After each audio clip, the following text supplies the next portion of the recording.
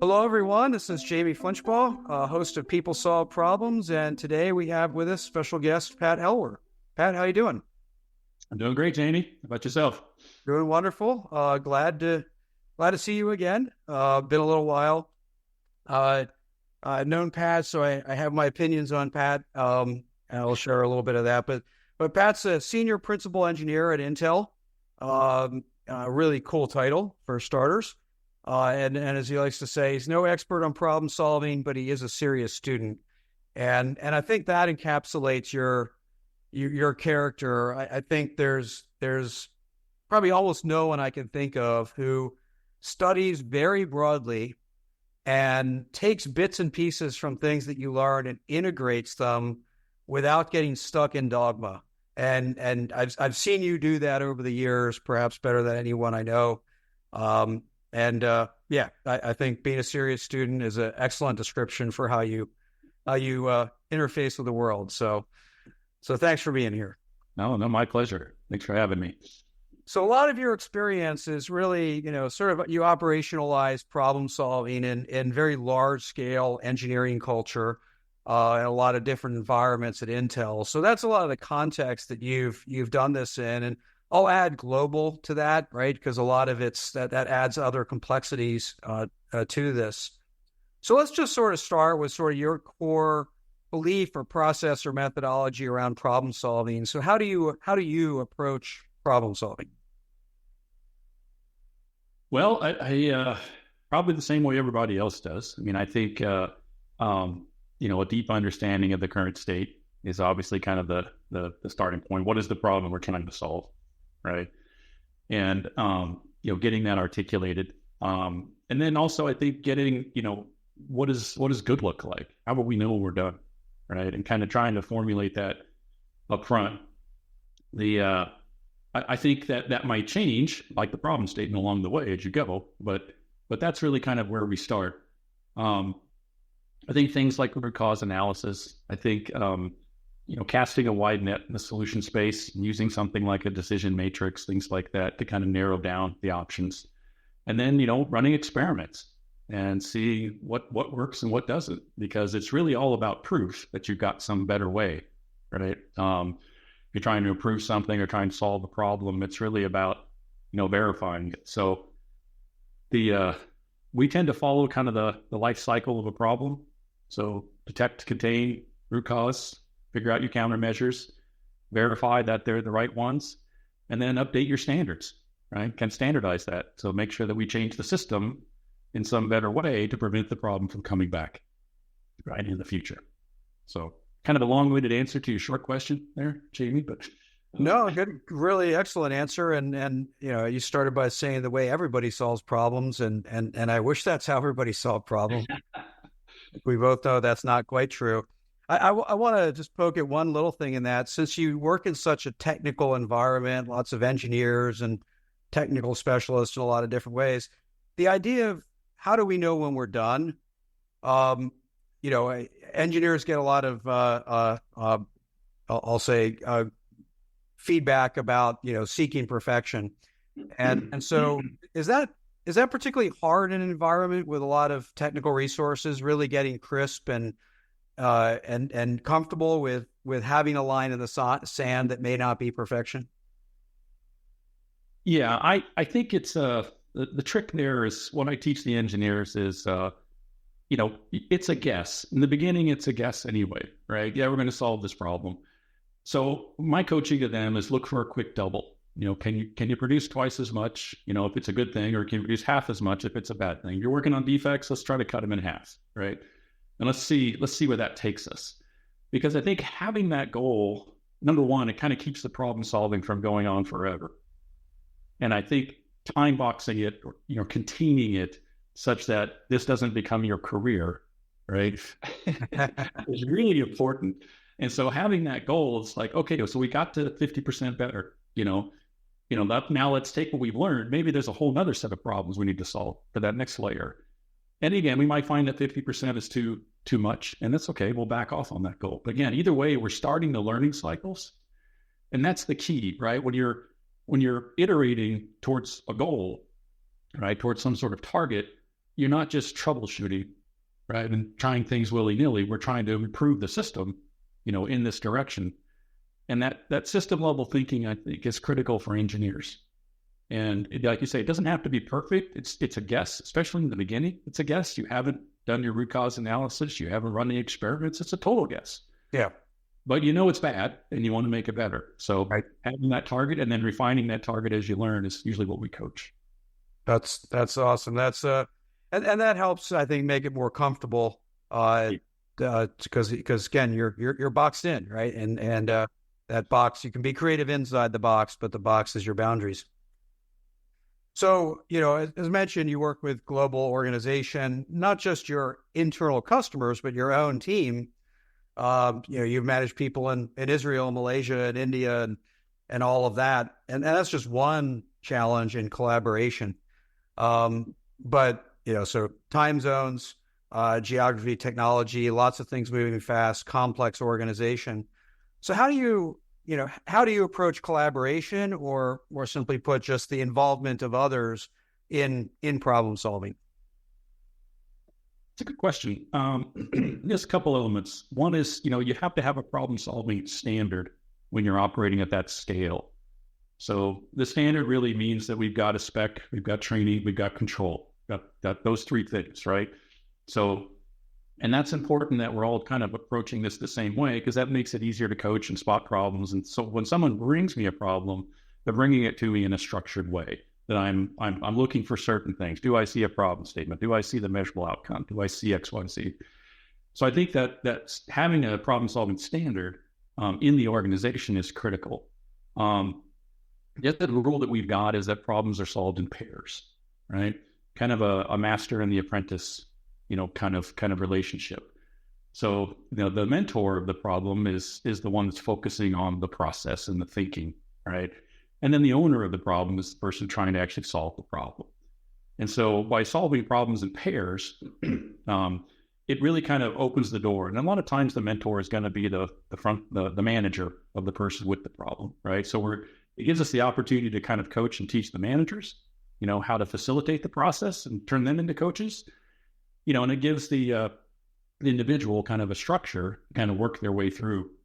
And the other part of it is, we arm the mentors with their own standard, right? They've got a series of questions. Most of them are open-ended questions. What do you think is causing that? What do you think you should do next? Things like that, right?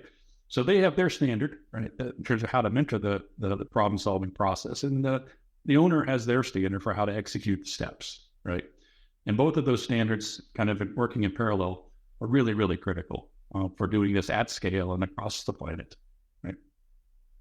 Yeah, I like that. I like how you framed it that way. And I think the importance of that is doing it at scale, right? So if you have two people working in their garage, they can just collaborate. But if I've got people all over the world, you may start a conversation with somebody you barely know and have to jump into problem solving. Having that standard is really useful. Related to that, how do you prevent a standard from just being a template? Meaning it's still a way we solve problems and not a form we fill out, where people aren't really investing the rigor that they need to in it. Yeah, that's a really good question as well. Our approach is a manager first approach. So you can't go to problem solving class until your manager's been to problem solving class, because we have to create an environment that is supportive of the new things that the problem solvers are learning, that the engineers are learning, right? So it's really critical that we get the managers spun up first and create that support system. We talked about spec training control. The managers are kind of the control in this, right? And I think managers at all levels, right? Understanding what their role is. The role of the senior manager in problem solving might be that we come to a meeting, we're talking about a problem, and they say, well, what's the problem statement? What's the measurable outcome here? And they get blank stares. It's like, okay, let's cancel the meeting until you and your manager kind of are ready to talk about it in the structured way, right? Mm-hmm. And so you start to build a culture around it. And, culture is really just leadership behavior, right? So if we get the leaders aligned in terms of, okay, yes, I see the value in this, I know how to coach it, I know how to start, then we've got a really good chance of making it stick at the engineer level. And then, of course, people like that are on my team, they'll be coaching both sides of that, right? So it's not uncommon for, especially in the early days, the first time we put some coaches in there, kind of help these two kind of work on their various aspects, right? Make sure they have a good experience and make sure they're kind of ready to do it on their own next time, right? So there's a little bit of hand holding or white glove service. We kind of put a coach in there. We don't take ownership, right? We're just there to help them kind of work their way through the steps as mentors or as problem owners. Fantastic. Love that. And I think just the rigor of this idea of you can't go to problem solving class till your manager goes, that's a really fascinating strategic gate in the process to help ensure success. So I love hearing that.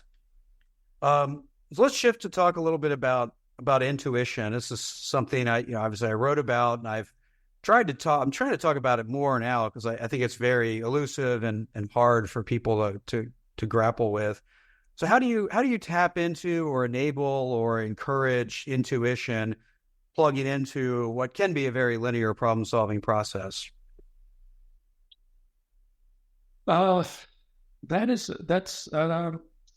the way I coach problem solving is, yes, we have a template. Yes, we have a set of steps. But we don't have to execute those steps in order. And so, a good example of this is that, sometimes the problem owners will be, working on root cause analysis. And, sometimes when you do a root cause analysis, it's like smelling the cake baking without being able to eat the cake, right? Ideas start popping into your head like, well, we could probably fix this. We could try that, try this. And so I really encourage them, while they're filling in, the root cause analysis, to fill in the decision matrix with ideas, right? These are ideas that we want to pursue. Don't lose that stuff. That's good thinking. We'll get to that step in the process where we kind of triage and disposition all of that. But when something pops into your head, write it down. And, and then we'll go through in a structured way to kind of make good choices amongst all those great ideas you've got. But don't let the process constrain your intuition or your insights or things like that, because again, it's a learning process. And sometimes when you're digging into root cause analysis and the root causes are staring you in the face, your brain immediately jumps there. It's like, okay, Mike, write all that down, get it out of your head. Now get back there and finish the root cause, right? Come up with some conclusions, because they're going to need that to judge the quality of the ideas that are popping into your head. I like that, because you're really giving them permission to do that, right? So whatever comes naturally to them, and for some it might be more or less than others, but you're giving them permission to tap into that and not be constrained or confined by the process. And so yeah, they may all do it at different levels, but once you give them permission, then that door is open. So that's right. Like that a lot. So you spend a lot of time coaching. You've put a lot into coaching process and of course your own time coaching. You coach up, you coach out, you coach down. You do a lot of that. So you can share an example or characteristics of coaching someone very difficult, right? We all experience that difficult coaching situation, and kind of how you dealt with those difficulties in coaching. Well, I guess the example I would give is, sometimes you'll walk into one of these kind of coaching sessions with, an idea in mind of what this is going to be, or what you're going to talk about, or what direction you want to take the conversation. And recently I had that where I kind of got in there and kind of explained my stuff, and it's a very senior leader, and so, yeah, I don't care about any of that, And I said, oh, okay, so what do you care about, right? And, got him talking. He says, well, I'm really concerned about we're not delivering, the work products on time, not as well as we should. I said, okay, let's talk about that problem. Because there's an element of, the problem solver has to be dissatisfied enough with the current state to want to change it. Mm-hmm. If we're talking about something that they don't think is a problem, we need to pivot. And so I got him talking about something that was a problem for him. And, then I asked him, okay, so if we were doing that well, what would it look like? Trying to get those attributes of a good solution out of him. And I said, okay, well, let's work on that problem. Because obviously that's the problem that you really want to work on. That's what's driving you crazy right now, right? So, don't be afraid to pivot to where the real problems are. I thought I knew what the problem was walking in there, as into that coaching session, but there was something else going on that was more important or even maybe more valuable to that senior leader. And it's like, okay, let's go there. Yeah. And I love that story because it's first it demonstrates the idea that coaching is, you're coaching in service of someone else. Right? Yeah, it still might be your job. You still might have an agenda and all that, but it's in service of them. That's when your coaching is almost inherently has to be true. And so that means if you either need to get them to care about something or they need to care about it at the end of the day. But a tricky part of the story you just told is that pivot in the middle of the conversation. It's one thing to go back and then pivot, but to pivot in the middle of the conversation, so what enables you to do that? Is it experience? And so you've seen the many different places it can go. Is it confidence? And I'm willing to take the risk. Like what enables you to make that kind of a pivot mid conversation as a coach? Lots and lots of failure. I think it takes practice. And when we first started problem solving, in a structured way, I put myself in a room on Thursday afternoons and just told people that, hey, all you gotta do is bring your A3 and your mentor, and I'll do some coaching. And I was in that room for 2 hours every Thursday for a year. And I never knew who was going to walk in, what the problem was going to be. So I put myself in this situation where it's like, I got to learn how to coach this no matter what is going on. Sometimes it was the problem owner was struggling with some process steps. Sometimes it was the mentor not asking the right questions. And, I never had the context for all those problems either. It was really about how do we get the structures in place. And so I think from doing that, for a long, long time, lots and lots of iterations, it's the whole training weights and reps kind of thing, right? Yep. Lift the weights, you got to practice. In this case, when you're dealing with senior leaders, everybody has problems, right? And it may not be the problem you think they have. So you just got to step back, have a little humility and say, well, what do you want to work on?